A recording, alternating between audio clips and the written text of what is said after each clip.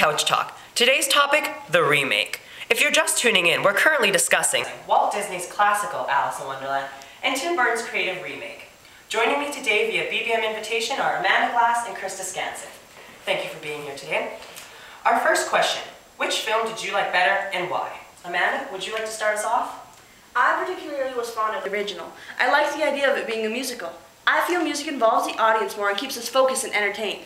I disagree completely. First of all, musicals incorporate cheap gimmicks to keep the audience interested, instead of focusing on key plot elements and storyline.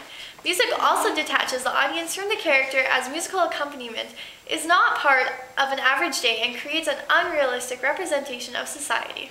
I must agree with Krista. I definitely feel the remake was a much better film. I believe the aspect of having real people creates a much more elaborate range of emotion. It makes it easier to identify with the character, because you're actually seeing the character live the storyline and react.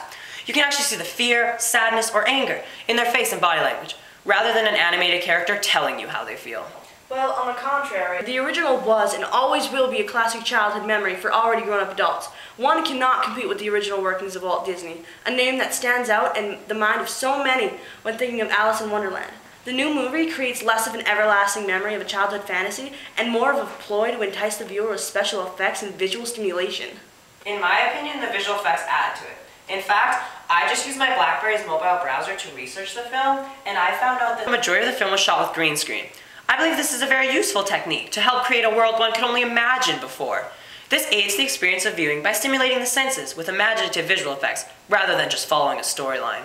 Along with what Devon said, Tim Burton offers a much more realistic version of a fantasy world. The addition of real people instead of animated characters makes Wonderland seem all the more real when one can see a real person actually in the world.